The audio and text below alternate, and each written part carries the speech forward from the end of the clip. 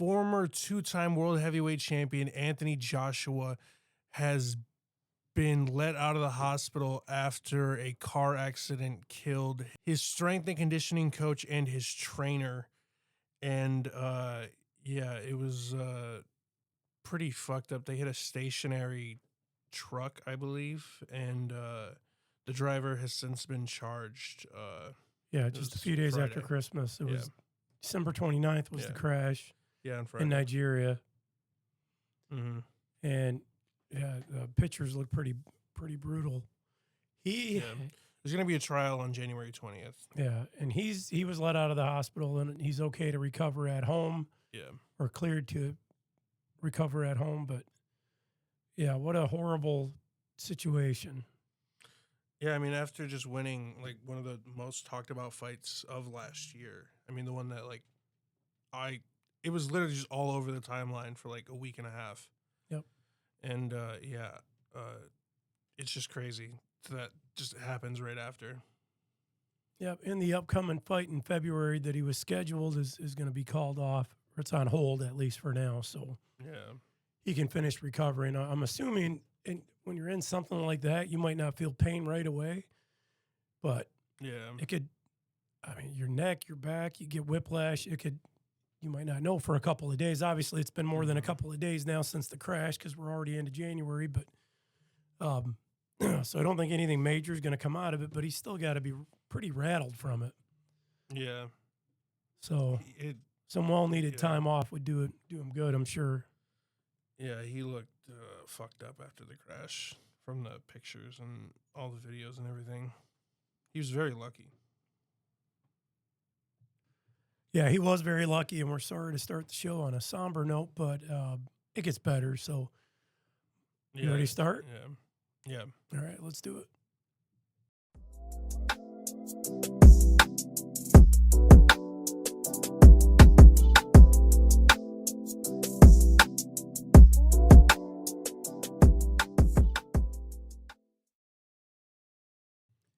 Welcome, sports fans, to Everything Sports with Bill and Will, and I hope you had a great holiday season, good Christmas, and a very happy New Year. We're recording on the first Sunday past the New Year, so you're probably listening to this Monday or later, but thank you for joining us. We got a lot to talk about today. We had kind of a shortened episode last week due to the holidays, but we're back live with you, we're back with you. And, you want to start? You got some MLB news? The Red Sox traded for Wilson Contreras, and along with $8 million to cover his part of his remaining $41.5 million in his salary. And the Cardinals will get Hunter Dobbins and two other pitchers. Okay, and the A's trade for Jeff McNeil and $5.75 million to help cover his $15.75 million salary. The Mets would also pay $2 million buyout in his option if his option isn't exercised. And the Mets receive right-handed pitcher Yordan Rodriguez. Yeah, and next, Ryan O'Hearn has signed with the fucking Pirates of all people. They have not done like anything, but they finally did something. I mean, to improve their team. Their fans still hate their owner and the team right now, so I don't know if that does anything. Somewhere. But he got a 2 years, $29 million contract. Like, they're kind of wasting Paul Skeens though, because like this is all they tried. This is all they did over the last 2-3 years they've had him.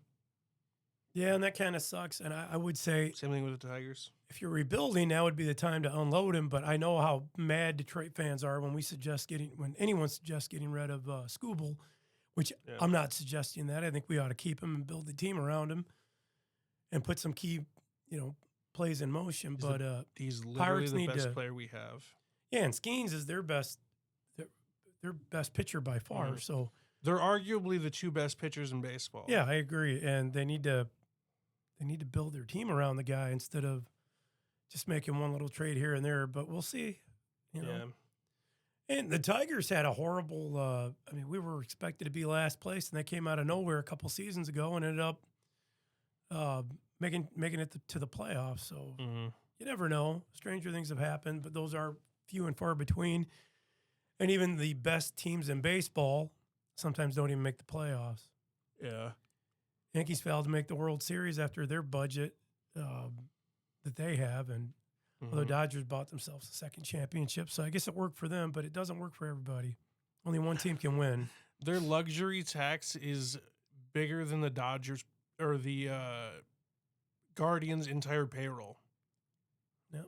That's insane. Well, one pitcher, I can't remember, it might have been Paul Skeen's payroll was more than the entire Detroit Tigers staff in 2 years ago. That was the Indians. Josh Hader. Yeah. No, that was the Astros during the wild card. Oh, that's right. I knew it was during the play. It was somebody. Yeah. That was when Verlander was injured, and when they won the game, all they did, they showed them celebrating for like 5 seconds, and they just panned to Verlander all sad in the dugout. Well, he shouldn't have left us. We might have won a championship with him. Although he won a couple should have without come back. us. He was a free agent that season, I believe. Yeah, well. Or the season after, one of those. Yep. Okay, well, we got sidetracked a little bit, but so getting back to some MLB news, we got reliever Pete Fairbanks and the Miami Marlins are in agreement on a 1-year, $13 million contract. Again, weird. The Miami Marlins don't do anything. They've kind of been just rebuilding ever since Jeter kind of just left them and abandoned them. This might be their step one out of a 5-step program. I don't think they will. They're not very good. They traded all their good players. Well, that's their problem then. Yeah, I don't care. And next, Tyler Soderstrom and the A's are in agreement on a 7-year, $86 million contract extension. Yep, and Joe Kelly has announced the end of his playing career after 13 seasons. Yeah, he's kind of a dick, but he's funny. So that makes up a little bit. Everybody likes a smart ass in the movies, so. Yeah. Not always in real life. They could be more annoying than anything, but hey. Yeah. You got to entertain yourself in 9 long innings, or 18 as the playoffs went twice. 18 inning. Good God, those are long games. That's crazy. Both even a 9-inning game can go long if you've got. I mean, they're taking steps now to shorten them, but good Lord. 18 innings, 5 hours, whatever it was. Forever. Yep. What else you got? Lastly, for the MLB offseason news, the Astros have agreed to a 3-year, $54 million deal with Tatsuya Imai, one of the best Japanese pitchers. He had a 1.92 ERA last season for the Lions. And, just a really good pickup for the Astros, and they don't deserve it. They've been too good for too long, and they're just kind of better. And if they get back Framber, they're even better. Yeah, he's probably like the biggest free agent pitcher still out there, off the top of my head at least. Pretty good for his career, 3.36 career ERA. Yeah, not too shabby. And I guess moving on to the NFL, we've got some history in the making with Myles Garrett. Who broke the NFL record for single sacks in a season with 23. And so, yeah, good for him. He broke almost they said a quarter century record that stood for about a quarter century. So, yeah. It was well, technically, TJ Watt, not JJ. JJ's retired. TJ Watt tied the record a couple years ago. So it's been done pretty recently that someone's gotten close to this, but finally breaking it. And what's crazy to me is the Patriots and Drake May have been some of the best. They've been playing the best all season, and he had 5 sacks against Drake May. That basically got him to here, because if he doesn't get that, he's nowhere close. Yeah. He had 5 sacks against one of the best quarterbacks and one of the best teams this year. Yeah. Pretty crazy. impressive. Well, congrats to Myles Garrett and the new record. And he's got what? Does he got one more game, or is this it? This is it. Okay. Well, Let's either way. see. Record's if a they record. finished. He got it. Actually, let's see if they finished. Yeah, the game's over now. He broke the record. He's at 23 sacks. Crazy. Just, I mean, everyone thought that Aaron Donald would be the one to break this record. He ends up retiring after finally winning his Super Bowl with the Rams. And Myles Garrett is 100% going to win Defensive Player of the Year. If he doesn't, this is the biggest snub in ever. But yeah, just crazy. And since we just mentioned the Patriots comeback win against the Ravens is their first win after trailing by 11 or more points since Super Bowl 52's 28-3 comeback in what I would say is the greatest game of all time. Yeah, and speaking of the Patriots, Drake May is the first player in NFL history to complete 90% of his passes while throwing for 250 yards and 5 touchdowns in a single game. Yeah. And you've got more news, I'm sure. On him. And he's also the third player in NFL history to record 5 TD passes and have 90% completion percentage in a game. And he's the only quarterback in the last 40 years with 90% completion percentage and 5 touchdown passes in a game. He's also the only player this season to have a game with 90+ completion percentage with a minimum of 15 pass attempts and has 2 of those games. So not just once, but dose. Yeah, that's crazy. And his head coach, Mike Vrabel, has led the team to 13 wins in his first year as head coach. In NFL history, only 2 other head coaches have led their teams to 13 wins in a season. That's Jim Caldwell's 2009 Colts, who were 14-2, and George Seifert, 49ers head coach in 1989. They were 14-2 as well. Yep, and the Patriots are, since we got a lot of Patriot news, just want to point out. There's going to be like 8 of them. Yeah, they're undefeated on the road this season. This is the 12th time in NFL history a team has gone 8-0 on the road. And, of course, 3rd time for the Patriots. The other 2 times were in 2007 and 2016. Patriots would go on to play in the Super Bowl both of those seasons, losing in 2007 to the underdog New York Giants and Eli Manning. And then, of course, in the 28-3 comeback where they... Again, the greatest game of all time. Where they murdered Atlanta. Yeah. And made Georgians cry. Again, I will say this every single time I bring up this game. My favorite Twitter account is, did the Falcons win today? And after that game, the guy posted, no, they lost in the score, and then never posted on that account again. And it is my favorite Twitter account. That's where we need the... Yeah. That's not it. Yeah, there it is. Again, wow. We do have it. Well, I just want to make sure.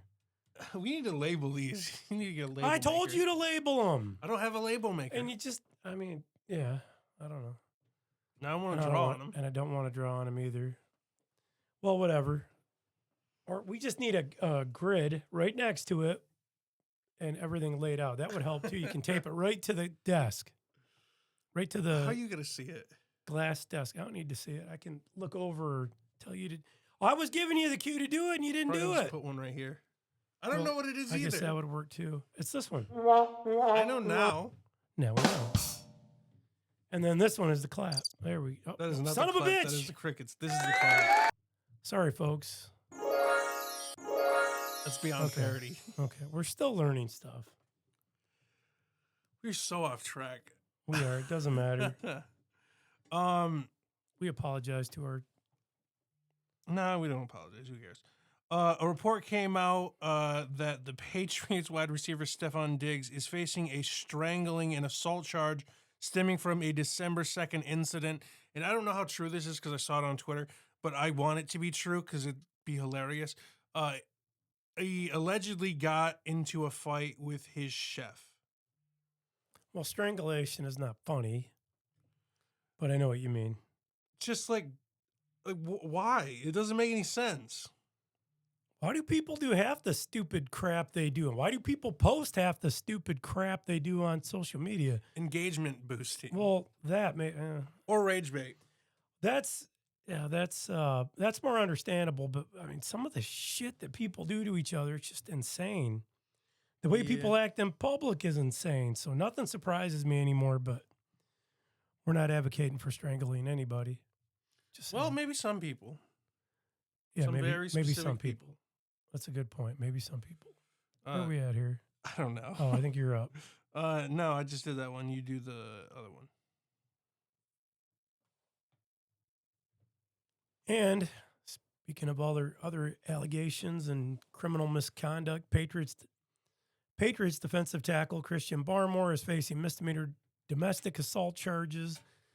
Apparently, one count of assault and battery on a family/household member, stemming from an alleged August 8th incident in Mansfield.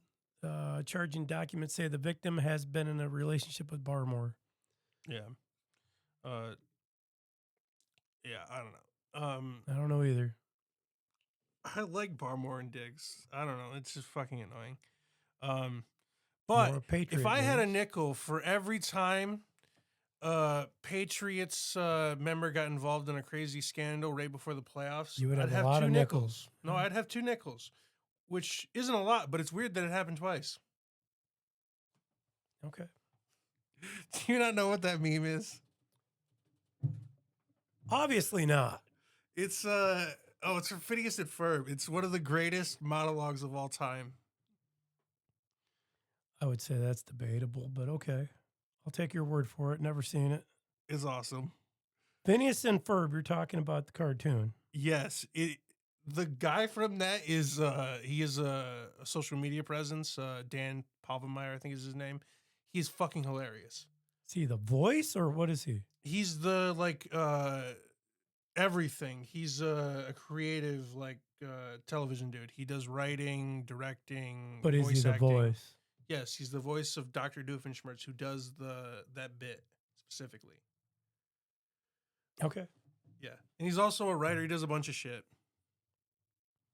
I said okay. Say the line. What line? Your line. You're next. I don't even know where we're at, dude. You got me. The part that's not clicked. Tangent. All right. Again, sorry, folks. We might as well put a button on here instead of music that says just sorry for every time you go off the rails or are rude to your father. Patriots have activated left tackle Will Campbell and defensive tackle Milton Williams to the 53-man injured reserve. That was wrong. 53-man roster from injury reserve. Sorry. Yeah. Well, you got a million things written on here and expect my blind ass to read them. I'm wearing glasses for a reason, dude. And they're all scratched up from crawling through attics and crawl spaces and stuff. So do what I do and put the shit to your face so you can see it. No, I'm not doing that. I should really. Oh God. Can you see now? I'm not answering you. I told you it was fine the way it was. No. Next, Sam Darnold has joined Tom Brady as the only quarterbacks to record back-to-back 14-win seasons. And when Tom Brady did it, he did it in 2003 and 2004. They won back-to-back Super Bowls. And Sam Darnold doing it on back-to-back different teams, which is, I think, way harder. Yeah, maybe. All right. And the Cowboys waive cornerback Trayvon Diggs, and the Packers claimed him. And next, Christian McCaffrey has joined Hall of Famer LaDainian Tomlinson as the only players in NFL history to have 3 seasons with 2,000 or more scrimmage yards and 15 or more touchdowns. Yep, and Brock Purdy of the 49ers has won 29 games as a starter in his NFL career. And of those 29 wins, 23 have been by double-digit margin.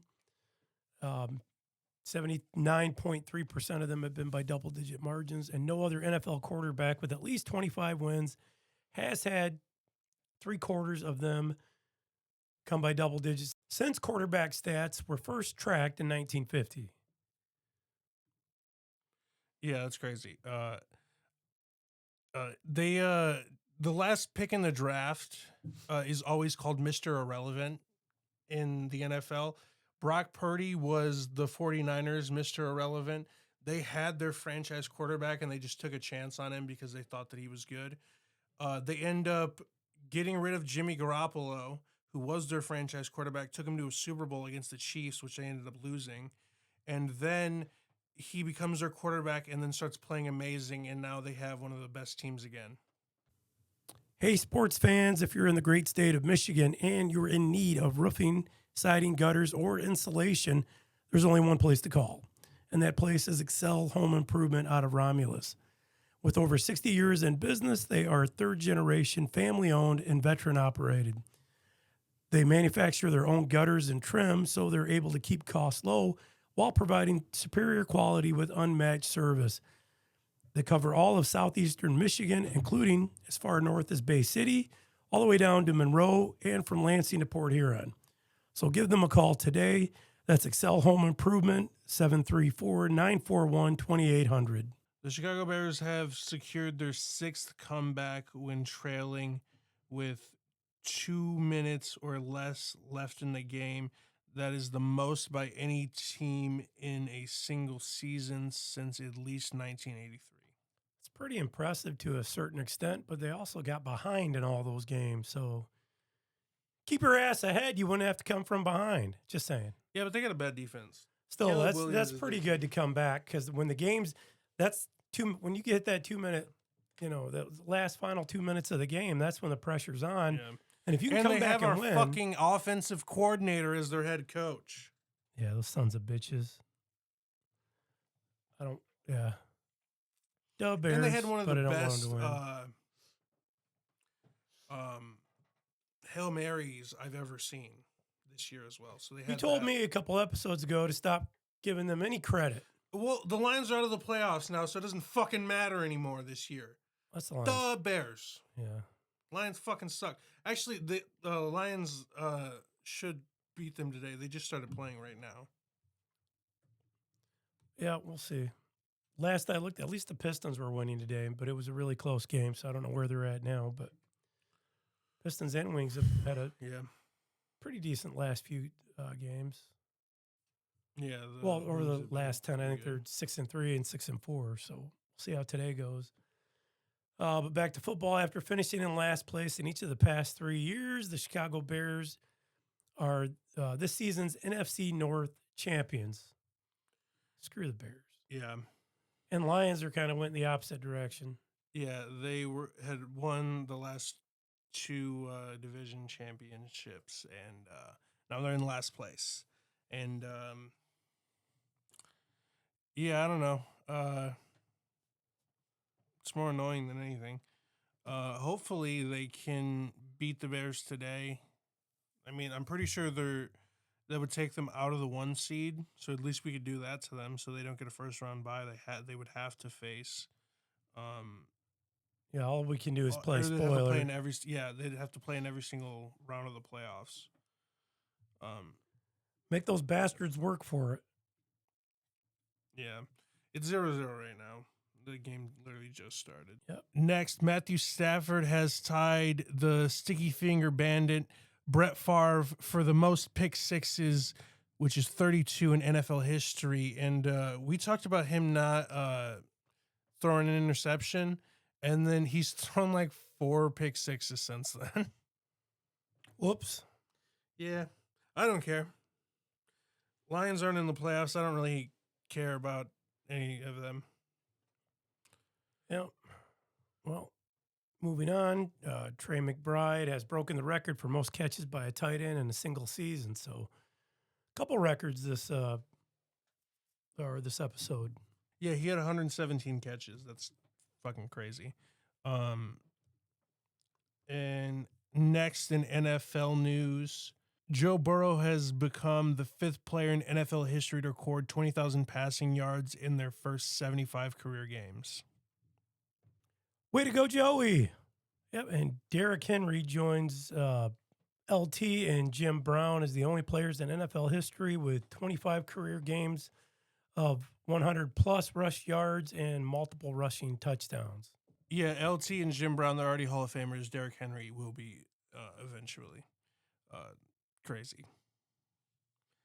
And lastly, in NFL news, only 7 teams in the Super Bowl era since 1966 have made the playoffs after starting 0-3, and the Texans have now done it twice since becoming a franchise in 2002, in 2018, and now in 2025. Yeah, that's hard to overcome when you're down 0-3 to start the season. And it'd be different if it's 162 games like baseball. Oh, yeah. You could come back from that every time, but when it's only 16, 17 games now, that's a hell of a thing to overcome. So yeah, and they've only been a team since 2002. Like, that's freaking crazy. They do not like the start of the season, do they? No. They've done it twice already. Yeah, I don't know, that's crazy. It's a crazy stat. But I guess moving on to the injury report. Yeah. The Browns running back, Quinshon Judkins, dislocated his ankle and fractured his fibula. Yeah. Fibula. That sucks. Sorry. Yeah. Can't talk today. Yeah, I feel that. Yeah, it's crazy. He's a rookie. Yeah, I know, that's horrible too. At least their season's over. Winding down anyway. It's over. So at least he can heal in the offseason. And it's not at the beginning of the season for a rookie. That's got to suck. Yeah. It's really got to be tough. But yeah, hopefully it heals quickly. We got a few others, though, a few other injuries too to talk about. Yeah. The Chiefs, for back-to-back weeks, had quarterbacks tear ACLs in Gardner Minshew and Patrick Mahomes. So that's just crazy. But next, the Raiders have placed tight end Brock Bowers on injury reserve, and there's no timeline for it. I don't even think the Raiders are even close to the playoffs, so this doesn't really matter for any of that. But yeah, it just sucks that he's injured. Yep, and Steelers tight end Darnell Washington had to have surgery on a broken arm. Yeah, that was according to head coach Mike Tomlin. And lastly, Bears linebacker Noah Sewell is believed to have torn his Achilles. All right, moving on to the NBA. Shai Gilgeous-Alexander has scored 20-plus points in 100 straight games. Yeah, it's which crazy. Is It's nowhere near LeBron's streak for double-digit scoring, but that's pretty impressive. Still pretty good. Yeah. 20's decent. That's 20-plus, so he's had he's had more than that, but good for him. He's kind of emerging as one of the top stars. Yeah. He is known for being a flopper, though. Like, basically just trying to get a foul on every play. There's so many compilations of him doing that shit, which LeBron does that shit all the time, too, so I don't know why everyone's, like, complaining. That's how LeBron became the fucking GOAT. What do you mean? Which, to some people, he's still not the GOAT, but... I don't think he is. Stats-wise, he kind of is. Not playoffs-wise. Playoff-wise. Well... Jordan's way better. You take it. Well, Jordan had charisma, too, that was just second to none, I think. He was also a fucking psychopath. And we mean that in the best possible way. Yes. Oh, I love him. He's so crazy. Yeah. But, like, in the way that you want for a basketball player. Yeah, he's definitely, in my eyes, the greatest of all time. And, stats are only part of it. He also had a lot of times where, he retired, 2 or 3 times? Yeah, the one time it is rumored that he had a silent suspension for gambling in between winning the 6 championships. There was one year where he was gone, and he tried with the White Sox to play baseball. It is believed that it was because he had a suspension for gambling. And even Family Guy made the joke about it. Allegedly. Allegedly, yeah. I said it's rumored. Next in NBA news, James Harden, Kawhi Leonard, and Brock Lopez of the LA Clippers are the first trio of teammates 34 or older to score 25 plus points in a single game in NBA history. And that's just crazy. The Clippers should be better. They should be. They're so fucking talented. They should be better. Yeah, I mean, right now they're 11-22. They faced the Celtics yesterday, who are the exact opposite, 22-12. And yeah, with the talent they have, they should be better. I don't know. They annoy me. So the Lakers should be better as well this year. They have fucking pissed me off. sorry, bro. Well, in other news, Russell Westbrook moves up to the seventh on the all-time list in assists, just passing Magic Johnson. Yeah, crazy. One of the best players of all time. Yep.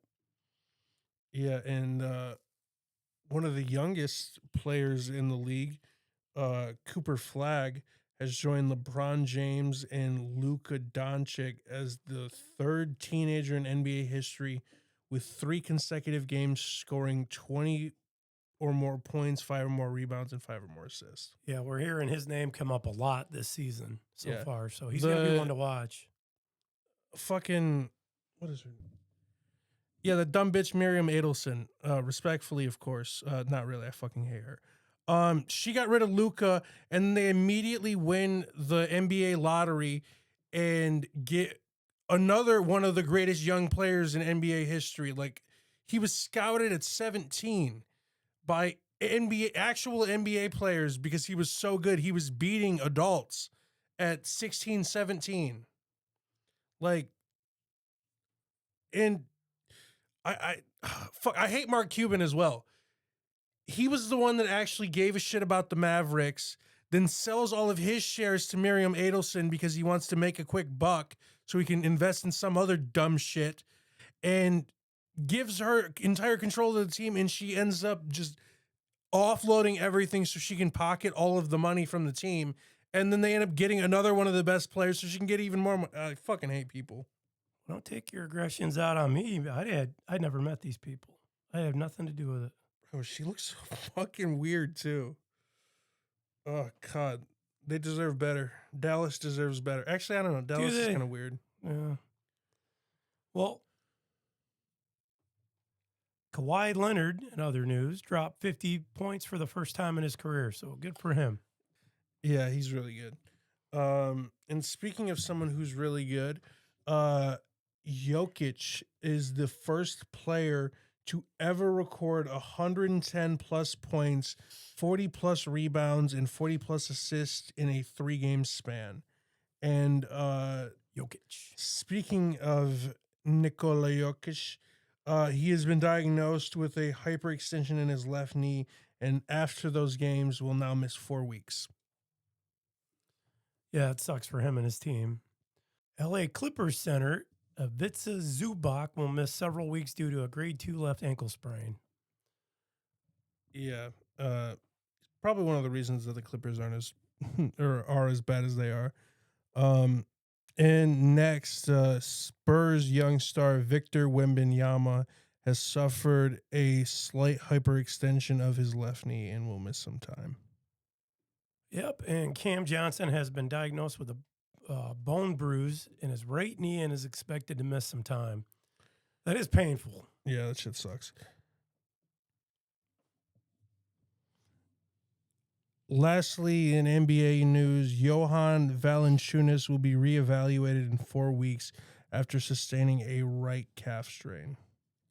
Well, actually, lastly, for the NBA is the NBA standings. First in the Eastern Conference is our Detroit Pistons at 26-9. And behind us is the Knicks at 23-12.